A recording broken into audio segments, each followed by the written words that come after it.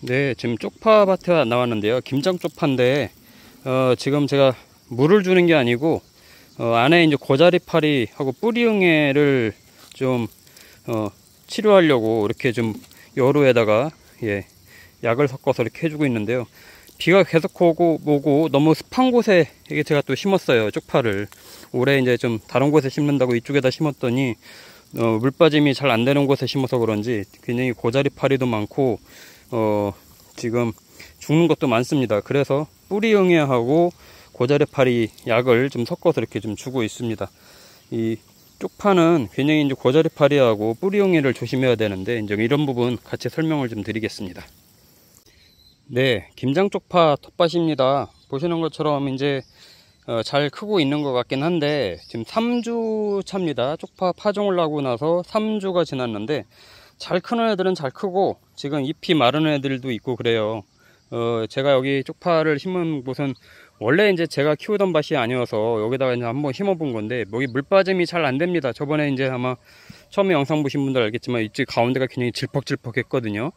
전체적으로 물 빠짐이 잘 안 돼서, 그래서 그런지 이제 지금 계속 비도 많이 오고 습하고, 햇빛도 잘 안 나죠. 과습하고 이러면서, 지금 뿌리응애하고 고자리파리 피해가 좀 많이 있습니다. 그래서 좀 다른 한쪽에 지금 쪽파를 다시 또 이제 이렇게 심고 있는데, 아직 시간이 좀 있어서 그래도, 저는 11월 마지막 주차에, 김장 배출을 할 거라서, 김장을 할 거라서, 좀 시간이 있어서 좀 다시 심었는데, 자, 보세요. 종자가 좀 다릅니다. 예, 이쪽에 있는 쪽파하고 여기는 쪽파하고 좀 종자가 달라요. 아무리 종자가 다르다고 해도 여기는 좀 고자리파리하고 뿌리응애 피해가 좀 있습니다. 이게 중간중간에 비어있는 거는 뽑아서 버린 거고, 가운데 있는 애들 보면 전체적으로 저렇게 잎이 말라가면서 이제 썩어 들어가는.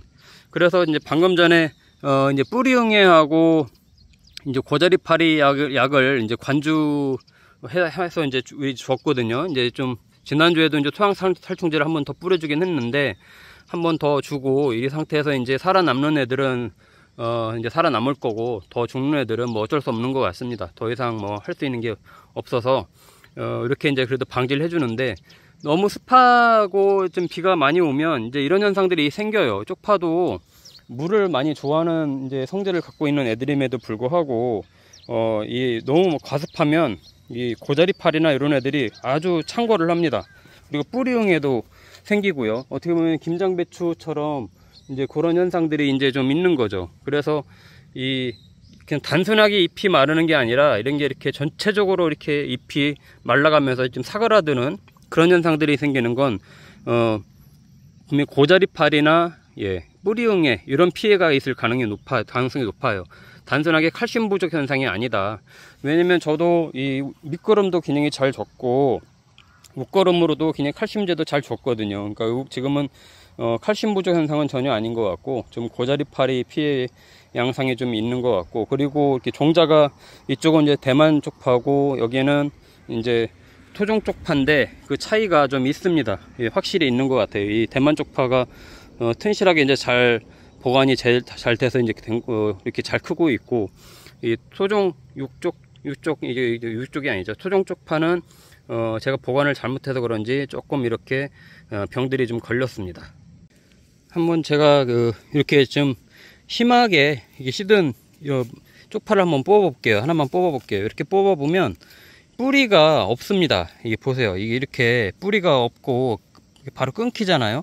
이런 것들이 이제 밑에서 이제 뿌리가 사실 이제 썩어가는 건데, 이렇게 보시면 이렇게 다 썩었죠. 썩고 뿌리도 없고, 또 어떤 것들은 자세히 보면 이 안에 고자리파리들이 기어다니는 것도 볼 수가 있습니다. 이거 저도 지난주에 한번 몇 개 이렇게 해서 봤더니 고자리파리가 움직이는 것들이 보여서 살충제를 흠뻑 한번 주기도 했는데, 그럼에도 불구하고 한번 이렇게 고자리파리 피해를 입으면, 또는 뿌리응애 피해를 입으면 이렇게 이제 썩는 경우가 많고요.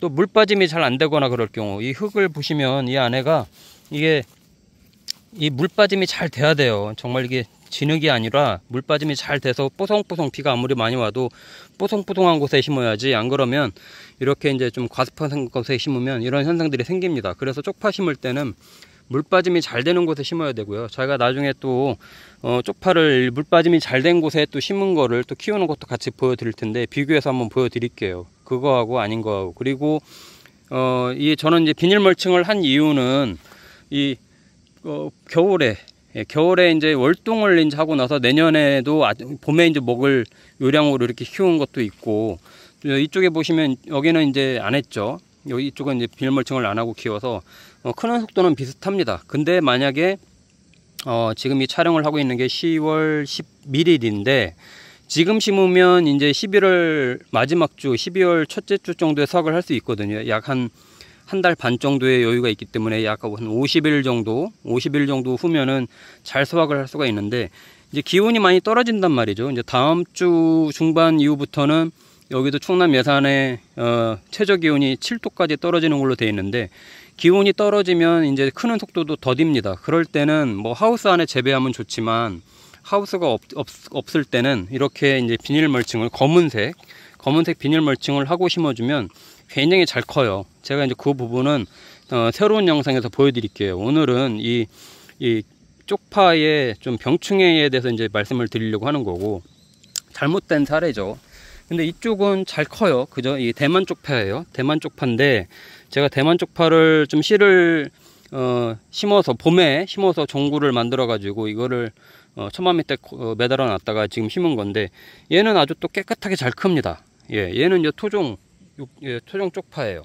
근데 확실히 차이가 납니다. 이 똑같은 밭인데 제가 이렇게 일부러 철제로 구분을 해서 심은 거거든요. 이쪽은 대만 쪽파, 저쪽도 마찬가지입니다. 철제를 이렇게 해놓고 심었는데 이쪽은 대만 쪽파, 이쪽은 이제 토종 쪽파고, 그렇긴 한데 이 좀 종자의 차이도 있는 것 같아요. 그러면 이쪽은 제가 볼 때는 지금 단순하게 과습하고 뿌리응애, 고자리파리만의 피해 문제가 아니라 쪽파를 종구를 보관을 잘못했거나, 그 얘기는 뭐냐면 종구 보관할 때도 마늘도 마찬가지지만 이 뿌리가 이제 이미 벌레들이 이제 들어가서 갉아먹고 있는 상태에서 썩어 들어가고 있는 것들이 있어요.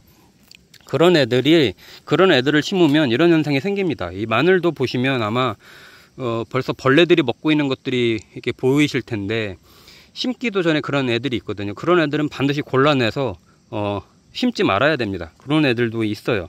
그래서 이게 지금 제가 아마도 분명히 종구를 제대로 보관을 못했거나 이제 이런 현상도 있겠다라는 생각을 좀 갖고 있고요. 단순하게 그냥 이 토양의 문제만으로 얘기하기는 어렵다. 왜냐면 이 경계 하나로 이렇게 차이가 나는데 종자가 다르단 말이죠. 그러니까 그런 현상도 있기 때문에 지금 제가 실험을 해보는 겁니다. 여기는 제가 실험을 지금 하고 있는 건데, 비닐 멀칭을 하고 심는 거, 그리고 대만 쪽파와 그냥 토종 쪽파, 이렇게 이제 나눠서 하고 있는데, 이쪽은 비닐 멀칭을 안 하고 심고 여기는 하고 심고, 나중에 이제 얘네가 이제 분화가 되는 속도는 분명히 차이가 있을 겁니다. 저렇게 노지에 심는 거하고 이렇게 멀칭을 하고 심는 거하고는 차이가 있어요. 이 대만 쪽파만 보더라도, 이쪽만 보더라도 이쪽하고 저쪽, 지금 보이시는 이쪽하고 조금 성장의 속도가 조금 다릅니다. 이게 잘 크면 이제 분화가 이제 많이 될 거예요. 보통 쪽파 한 개당, 여기 보시면 얘가 지금 하나를 심은 것 같은데 한 개당 보통 12개에서 13개 정도 분화가 됩니다.